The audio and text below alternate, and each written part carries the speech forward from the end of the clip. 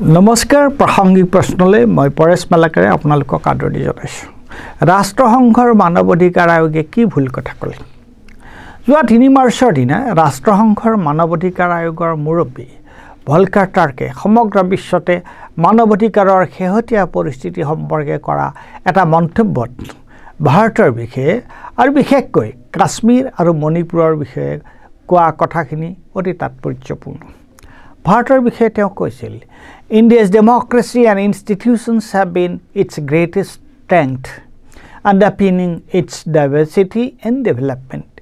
Democracy requires constant nursing of participation and inclusion at all levels of society.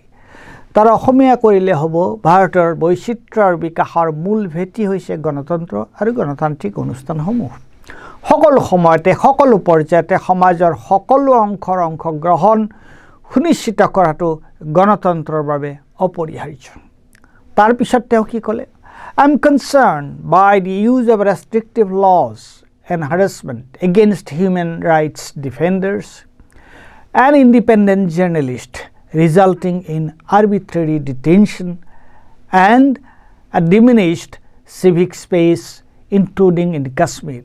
I also call for stepped up efforts to address violence and displacement in Manipur based on dialogue, peace building and human rights.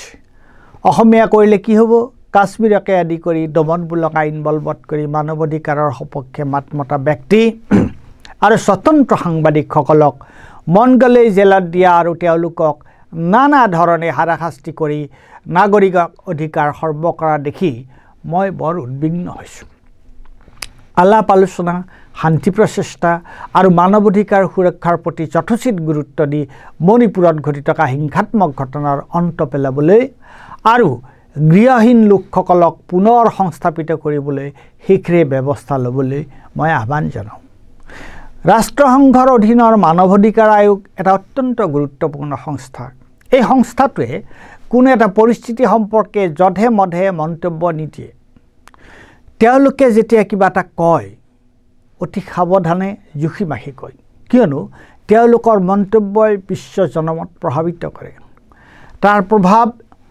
বিশ্ব ৰাজনীতি আৰু অৰ্থনীতিত পৰে ৰাষ্ট্ৰসংঘৰ মানৱ অধিকাৰ আয়োগৰ মুৰব্বীগৰাকীয়ে কোৱা কথাখিনি আমি অলপ ফহিয়াই চোৱা উচিত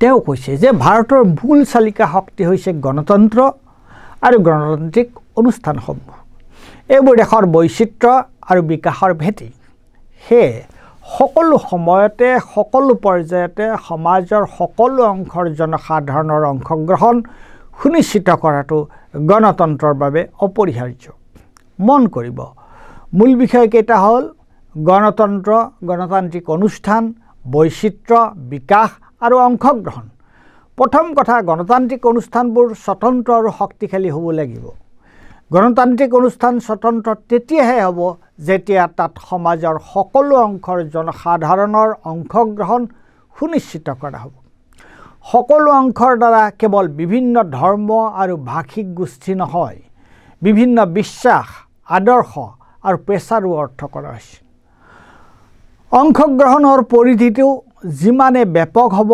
গণতন্ত্ৰও সিমানে প্ৰতিনিধিত্বমূলক হ'ব বিকাশৰ লগত বৈচিত্ৰ্যৰ ধাৰণাটো সাঙুৰ খাই আছে কিন্তু যোৱা সময়ছোৱাত মানে কেন্দ্ৰত বিজেপি চৰকাৰ অহাৰ পিছত আমি কি দেখিছোঁ আন সকলোকে বঞ্চিত কৰি সকলোতে এক বিশেষ ধৰ্মীয় মতাদৰ্শ মানে হিন্দুত্ব আৰু সংখ্যাগুৰু মানে হিন্দুসকলকে অগ্ৰাধিকাৰ দিয়া হৈছে ন্যায়পালিকাকে আদি কৰি গণতান্ত্ৰিক অনুষ্ঠান প্ৰতিষ্ঠানৰ গুৰুত্বপূৰ্ণ পদবীসমূহতো কেৱল সাহসীয় দলৰ মতাদৰ্শ সমৰ্থন কৰা লোককে নিযুক্তি দিয়া হৈছে সেইকাৰণেই বহুতেই ক'ব বিচাৰে যে ভাৰত এতিয়া কেৱল নিৰ্বাচনী গণতন্ত্ৰ হিচাপে বাছি আছে এই কথাটো বিভিন্নজনে বিভিন্ন ধৰণে কয় কোনোৱে কয় ভাৰত এক ঘূণীয়া গণতন্ত্ৰ ফ্লড ডেমক্ৰেচি আন কিছুমানে কয় যে ৰাজনৈতিক অধিকাৰ থাকিলেও এতিয়া ভাৰতত জনসাধাৰণৰ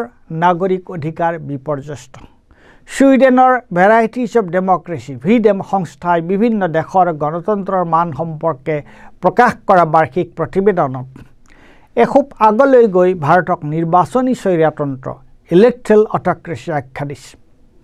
তাৰ মানে ভাৰতত অনুষ্ঠিত নিৰ্বাচন ভুৱা, ভাৰতৰ নিৰ্বাচন আয়োগ যে স্বতন্ত্ৰ নহয় সেইটো এতিয়া সকলোৱে জানে। এইবোৰ কাৰণতে ৰাষ্ট্ৰসংঘৰ মানৱ অধিকাৰ আয়োগে ভাৰতৰ গণতন্ত্ৰ সম্পৰ্কে সন্দেহ প্ৰকাশ কৰিছে। চৰকাৰে দমনমূলক আইনৰ যোগেদি জোৰ জুলুম কৰি মানৱ অধিকাৰ কৰ্মী আৰু স্বতন্ত্ৰ সাংবাদিকসকলৰ কণ্ঠ ৰোধ কৰিবলৈ চেষ্টা কৰিছে। এনে ঘটনা দেশৰ অন্য অঞ্চলৰ লগতে কাশ্মীৰতো ঘটিছে। কাশ্মীৰত যোৱা সময়ছোৱাত চৰকাৰে কি কৰি আছে আমি সকলোৱে দেখিছোঁ। তাৰপিছত তেওঁ মণিপুৰৰ হিংসাত্মক ঘটনা আৰু তাৰ বাবে অজস্ৰ লোকে নিজৰ ঘৰ বাৰী এৰি আশ্ৰয় শিবিৰত থাকিব লগা হোৱাৰ কথা কৈছে।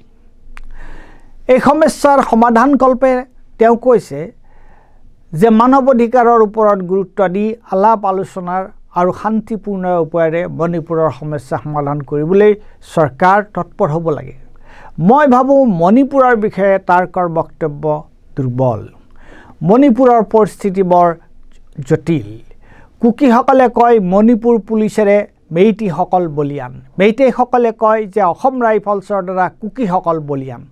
মণিপুৰ পুলিচৰ মুৰব্বী কোন আছিল ইমান দিনে? সিদিনালৈকে মণিপুৰৰ মুখ্যমন্ত্ৰী হৈ থকা বীৰেন সিং আৰু অসম ৰাইফলছৰ মুৰব্বী কোন? অমিত শ্বাহ। দুয়োৰো মাজৰ সম্পৰ্ক কেনে? মধুৰ আৰু মধুৰ। এইখিনিতে অকণমান ৰ'ব। মণিপুৰৰ বাৰ্ষিক বাজেট কিমান? প্ৰায় ৩০-৩৫ হাজাৰ কোটি। মণিপুৰৰ মাজেৰে প্ৰায় প্ৰতি বছৰে কিমান টকাৰ ড্ৰাগছ সৰবৰাহ হয়? প্ৰায় ৬০-৭০ হাজাৰ কোটি। গতিকে ভূৰখা মহলে অভিযোগ কৰে যে এই ড্ৰাগছৰ ব্যৱসায়েই মণিপুৰৰ অশান্তিৰ মূল। আৰু তাৰ মহানায়কসকল কোন? আপোনালোকেই অনুমান কৰক। কাৰোবাৰ পৃষ্ঠপোষকতা নোহোৱাকৈ আজি ২১ মাহে মণিপুৰত এই হিংসা আৰু নৈৰাজ্য চলি থাকিব পাৰিবনে? মনত ৰাখিব, আজিলৈকে কিন্তু প্ৰধানমন্ত্ৰী মোদী ডাঙৰীয়া মণিপুৰলৈ যোৱা নাই। গতিকে তাৰ্কে একোৱেই কোৱা নাই। ভাৰতৰ মানৱ অধিকাৰ পৰিস্থিতি তাৰ্কে কোৱাতকৈ অধিক শোচনীয়। সেয়ে ৰাষ্ট্ৰসংঘ আৰু অন্যান্য আন্তঃৰাষ্ট্ৰীয় সংস্থাত ভাৰতৰ স্থায়ী ৰাষ্ট্ৰদূত অৰিন্দম বাগচীৰ স্পষ্টীকৰণৰ কোনো অৰ্থ নাই। ধন্যবাদ।